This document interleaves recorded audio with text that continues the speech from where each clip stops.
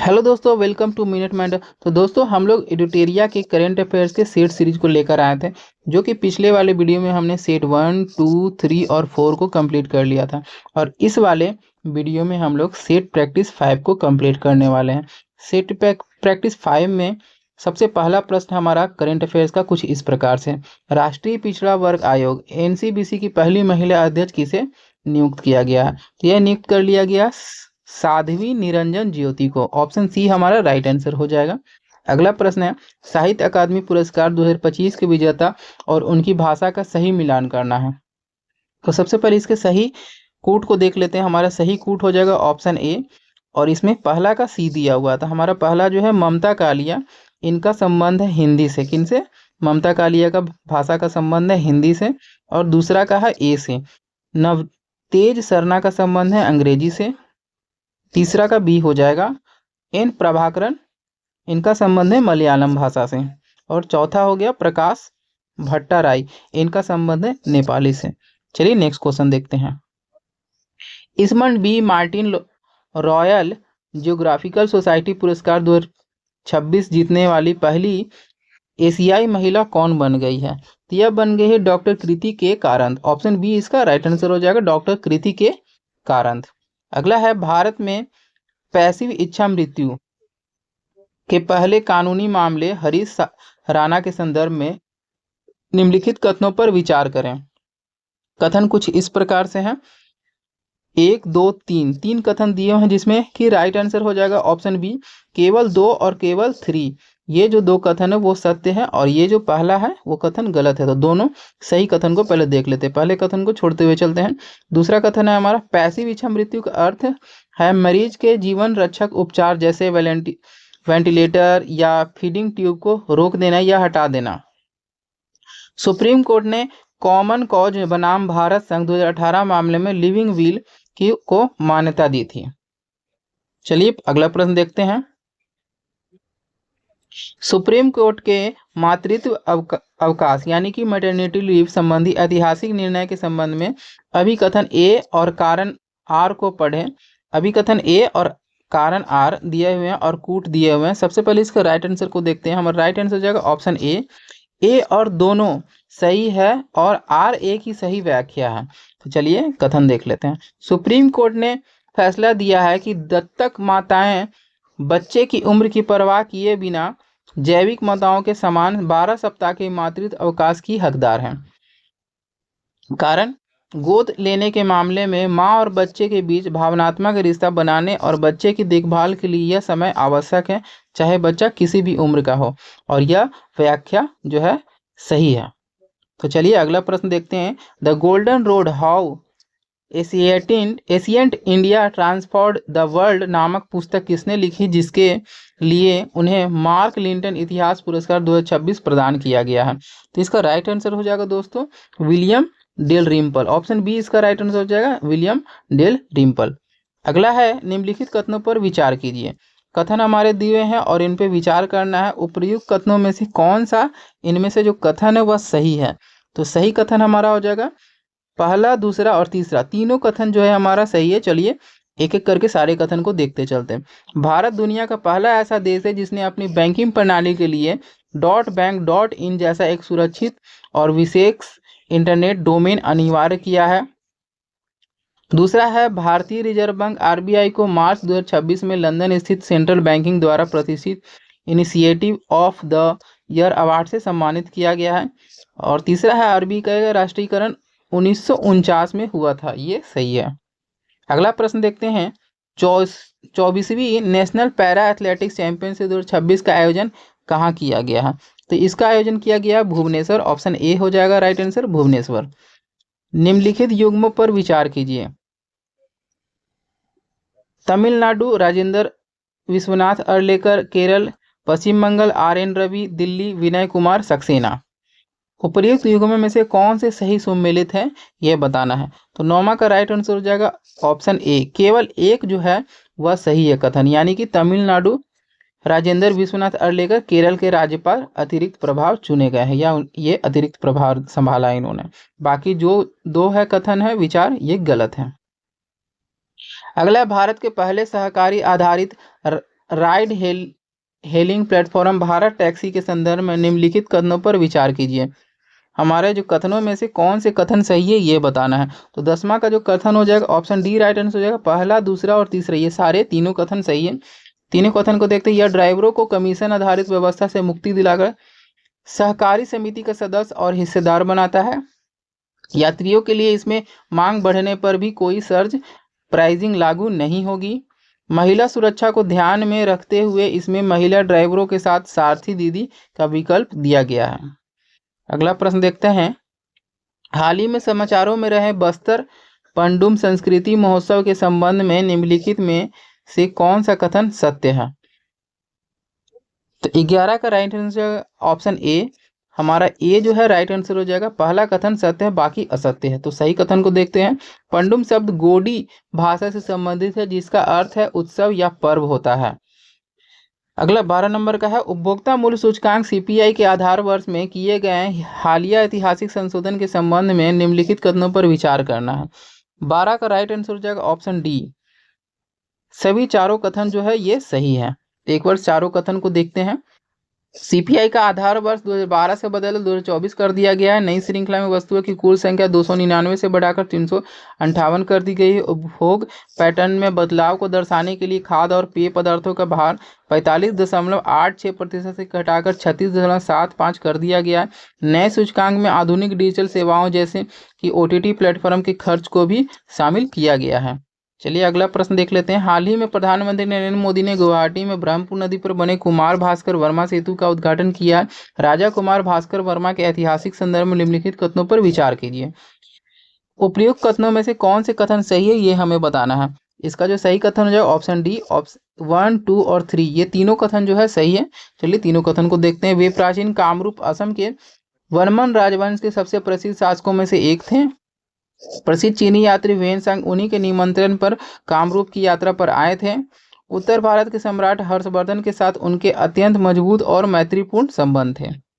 फरवरी 2026 में आयोजित एशिया के सबसे बड़े लाइफ साइंसेज और health take forum bio Asia 2026 के 23वें संस्करण की मेजबानी किस शहर ने की है? तो यह किया है हैदराबाद ने। ऑप्शन बी राइट आंसर हो जाएगा हैदराबाद। भवसागर केंद्र जिसे हाल ही में मान्यता प्राप्त हुई है का मुख्य उद्देश्य क्या है? तो इसका मुख्य उद्देश्य है यह गहरे समुद्री जीवों और जैविक संसाधनों का एक राष्ट्रीय भंडार है। ऑप्शन बी इसका राइट आंसर हो जाएगा। नेक्स्ट है। हाल ही में प्रोजेक्ट फ्लोसेयर वैश्विक पोर्टल पर चर्चा में था। इसका ऐतिहासिक संबंध किससे है? इसका संबंध है शीत युद्ध के दौरान शांतिपूर्ण और भारी इंजीनियरिंग कार्यों के लिए परमाणु विस्फोटकों के उपयोग से। ऑप्शन बी इसका राइट आंसर हो जाएगा। नेक्स्ट है ANEEL एनल ईंधन का हाई बर्नअप इरेडिएशन टेस्टिंग सफलतापूर्वक पूरा किया गया है। एनल ईंधन का संबंध किससे है? तो इसका संबंध है थोरियम से। ऑप्शन बी इसका राइट आंसर हो जाएगा थोरियम। नेक्स्ट है नेटवर्क रेडिनेस इंडेक्स NRI 2025 के संबंध में निम्नलिखित कथनों पर विचार करें। इस पे विचार करना है। उपरोक्त कथनों के आधार पर निम्न में से क्या निष्कर्ष निकाला जा सकता है? तो 18 का राइट आंसर हो जाएगा ऑप्शन सी। पहला और दूसरा जो है दोनों के दोनों सही है। चलिए नेक्स्ट देखते हैं। विशु त्योहार जो हाल ही में मनाया गया मुख्य रूप से किस राज्य का नव वर्ष है? तो यह किसका है? तो यह केरल का है। ऑप्शन बी राइट आंसर हो जाएगा केरल। परियोजना सक्षम के बारे में विचार करें। कूट की सहायता से सही उत्तर का चयन करें। तो सही उत्तर हो जाएगा इसमें ऑप्शन डी 1, 2 और 3 ये तीनों के तीनों जो कथन है ये सही है। चलिए देखते हैं। भारतीय राष्ट्रीय राजमार्ग प्राधिकरण और वर्टिस फाउंडेशन के साथ साझेदारी में परियोजना सक्षम लॉन्च किया गया है। यह पहल अस्थायी आजीविका के अवसरों के लिए संरक्षित कौशल विकास के माध्यम से ग्रामीण महिलाओं को सशक्त बनाने पर केंद्रित है। कौशल प्रशिक्षण से परे इस पहल का उद्देश्य दीर्घकालिक वित्तीय आत्मनिर्भरता सामाजिक सशक्तिकरण के लिए मार्ग तैयार करना भी है। नेक्स्ट है। पूर्व chief of defence staff general Anil Chauhan ने ब्रेन कंप्यूटर इंटरफेस सम्मेलन का उद्घाटन कहाँ किया है? तो इसका उद्घाटन किया गया है नई दिल्ली में। ऑप्शन सी राइट आंसर हो जाएगा नई दिल्ली। अप्रैल 2026 में म्यांमार के नए राष्ट्रपति के रूप में किसे चुना गया है? यह चुन लिया गया है मीन आंग हाइंग को। ऑप्शन सी राइट आंसर हो जाएगा। नागोया प्रोटोकॉल के तहत अंतर्राष्ट्रीय स्तर पर मान्यता प्राप्त पालन प्रमाण पत्र IRCC जारी करने के मामले में डैश दुनिया का अग्रणी देश बन गया, जिसने कुल वैश्विक संख्या का 56% से अधिक IRCC जारी किया है। तो इसका राइट आंसर हो जाएगा Bharat. Option C right answer हो जाएगा भारत। नेक्स्ट है, निम्नलिखित कथनों पर विचार करें। कथन कुछ इस प्रकार है, सत्य कथन का चयन करना है। इसमें सत्य कथन हो जाएंगे, ऑप्शन सी राइट आंसर हो जाएगा, पहला और दूसरा दोनों कथन जो है सही है। चलिए दोनों को देखते हैं। केंद्रीय बजट 2026-27 में उड़ीसा, केरल, आंध्र प्रदेश और तमिलनाडु में समर्पित रेयर अर्थ कॉरिडोर स्थापित करने की घोषणा की गई है। भारत में मोनोजाइट का विशाल भंडार उपलब्ध है। नेक्स्ट देखते हैं, केंद्रीय बजट 2026 से 27 में रक्षा क्षेत्र के लिए अब तक का सर्वाधिक बजटीय आवंटन किया गया है। यह राशि कितनी है? तो यह राशि है 7.85 लाख करोड़। ऑप्शन सी इसका राइट आंसर हो जाएगा। सेल ब्रॉडकास्ट सिस्टम के बारे में सत्य कथन का विचार करना है। कूट दिए हुए हैं, इसमें सही प्रश्न का चयन करना है। तो इसके सही प्रश्न हो जाएंगे ऑप्शन सी, पहला और दूसरा दोनों जो कथन है वो सही है। चलिए दोनों देखते हैं। केंद्रीय संचार मंत्री श्री ज्योतिरादित्य सिंधिया ने सेल ब्रॉडकास्ट सिस्टम का शुभारंभ किया। यह एक स्वदेशी तकनीक है जिसे centre for development of telematics द्वारा राष्ट्रीय आपदा प्रबंधन प्राधिकरण और गृह मंत्रालय के सहयोग से विकसित किया गया है। यह पहल भारत की आपातकालीन संचार प्रणालियों को मजबूत करने और सार्वजनिक सुरक्षा इंफ्रास्ट्रक्चर को बेहतर बनाने की दिशा में एक महत्वपूर्ण कदम है। नेक्स्ट देखते हैं, महत्वपूर्ण भू आर्थिक सम्मेलन एशिया आर्थिक संवाद 2026 के संबंध में निम्नलिखित कथनों पर विचार कीजिए। कथन हमारे कुछ इस प्रकार, उपयुक्त कथनों में से कौन से कथन सही है यह हमें बताना है। हमारे सही कथन है ऑप्शन सी राइट आंसर हो जाएगा, पहला और दूसरा दोनों के दोनों कथन जो है सही है। चलिए दोनों कथन को देखते हैं। यह विदेश मंत्रालय MEA और पुणे इंटरनेशनल सेंटर PIC द्वारा संयुक्त रूप से आयोजित एक ट्रैक 1.5 संवाद है। वर्ष 2026 में इस सम्मेलन का 7वां संस्करण पुणे महाराष्ट्र में आयोजित किया गया था। नेक्स्ट देखते हैं, भारत और किस देश के बीच डस्लिक 2026 नामक संयुक्त सैन्य अभ्यास आयोजित किया गया, जिसमें पहली बार AI आधारित कामी के ड्रोन का उपयोग किया गया है। तो इसका राइट आंसर हो जाएगा उज्बेकिस्तान। ऑप्शन सी, भारत और उज्बेकिस्तान के बीच में किया जाता है डस्लिक सैन्य अभ्यास।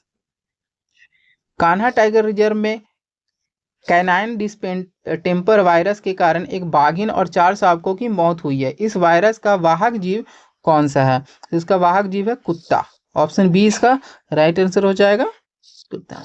नेक्स्ट है, कपास उत्पादकता मिशन के बारे में सत्य कथन पर विचार करना है और इसके बारे में बताना है। कूट हमारे कुछ इस प्रकार दिए हुए हैं। 30 का राइट आंसर हो जाएगा डी, पहला, दूसरा, तीसरा और चौथा। ये सारे के सारे कथन जो है सही है। चलिए चारों कथन को एक बार देख लेते हैं। कपास उत्पादकता मिशन 2026-27 से लेकर 30 से 31 के लिए 5,659.22 करोड़ रुपए स्वीकृति किए गए हैं। यह मिशन भारत सरकार के 5F यानी खेत से, रेशा से, कारखाने से, फैशन से विदेश तक, farm to fibre to factory to fashion to foreign to vision के अनुरूप है। इस मिशन का उपयोग या उद्देश्य रोग और कीट प्रतिरोधी उपज, उच्च उपज वाली किस्मों, HIV के बीजों के विकास के बल पर कपास की उत्पादकता बढ़ाना और उच्च गुणवत्ता वाली कपास के निर्यात को बढ़ावा देना है।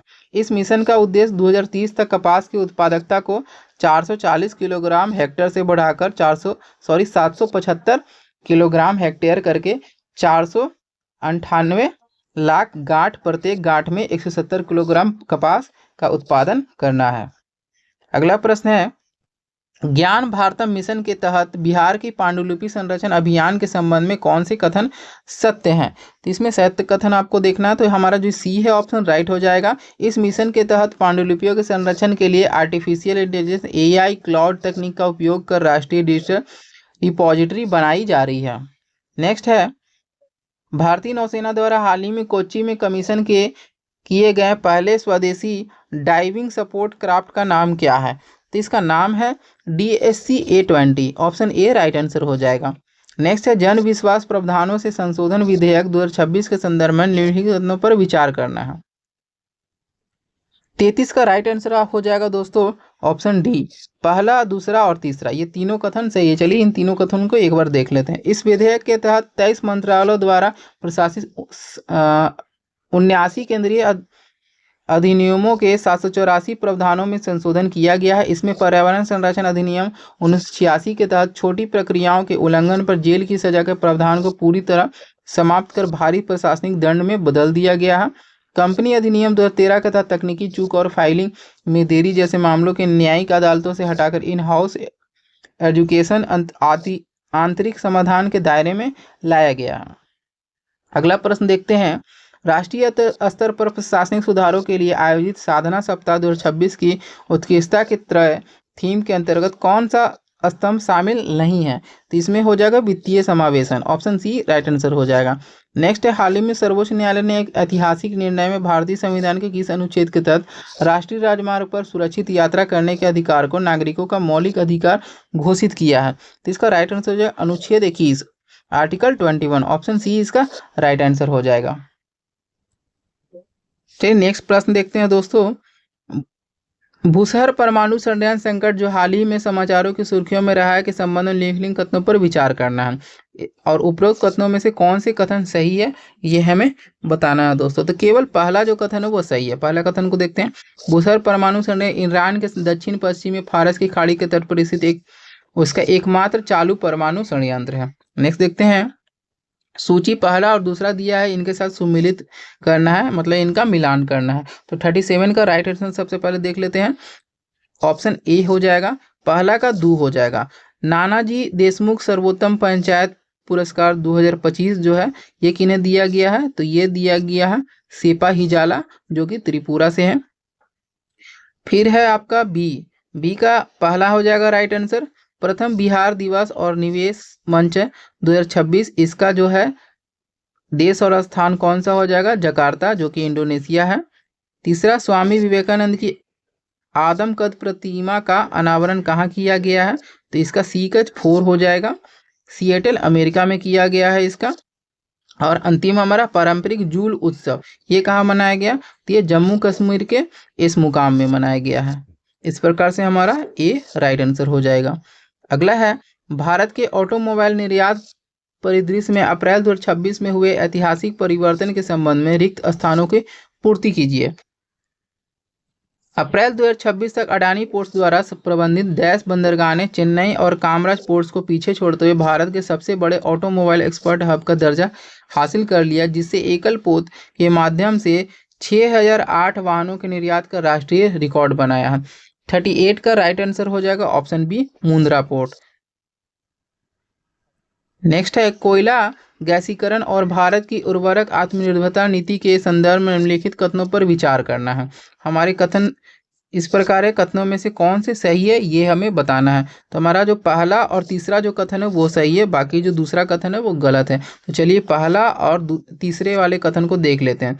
कोयला गैसीकरण प्रक्रिया में कोयले को पूरी तरह जलाने के बजाय ऑक्सीजन और भाप के नियंत्रण वातावरण में उच्च दाब पर गर्म करके सिनगैस में बदला जाता है। तीसरा है, उड़ीसा स्थित तलचर परियोजना भारत का पहला ऐसा उर्वरक संयंत्र है जो कोयला गैसीकरण तकनीकी पर आधारित है और यह यूरिया उत्पादन के लिए आयातित एलएनजी पर निर्भरता कम करेगा।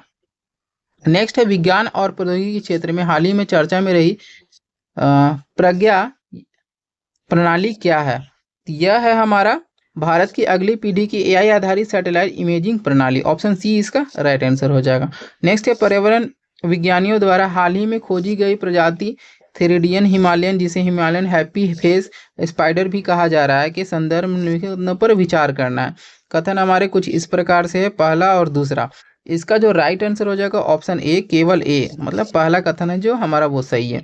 पहला कथन को देखते हैं, यह मुख्य रूप से हिमालय के उच्च आर्द्रता वाले क्षेत्रों में पाई जाने वाली मकड़ी की एक नई प्रजाति है, जिससे उदर पर मानव की मुस्कुराती हुई आकृति जैसे पैटर्न पाए जाते हैं। नेक्स्ट देखते हैं, देश में सड़क बुनियादी ढांचे को मजबूत करने और दुर्घटना पीड़ितों को त्वरित चिकित्सा सहायता प्रदान करने हेतु शुरू की गई प्रोजेक्ट संजीवनी के संबंध में से कौन सा कथन सत्य है? उपरोक्त कथनों में से कौन से सही है ये हमें बताना है। तो इसका राइट आंसर हो जाएगा ऑप्शन ए, केवल पहला जो कथन है वह सही है। पहला कथन को चलिए देखते हैं। यह भारत की पहली एकीकृत हाईवे ट्रॉमा रेस्क्यू प्रणाली है, जिसके तहत राष्ट्रीय राजमार्गों पर निश्चित अंतराल पर एम्बुलेंस और आपातकालीन ट्रॉमा सेंटर स्थापित किए जा रहे हैं। नेक्स्ट है, केंद्रीय संचार मंत्रालय द्वारा हाल ही में वर्ष 2026 से 2031 तक के अवधि के लिए जारी किए गए TDIP योजना के संशोधित दिशा निर्देशों का मुख्य उद्देश्य क्या है?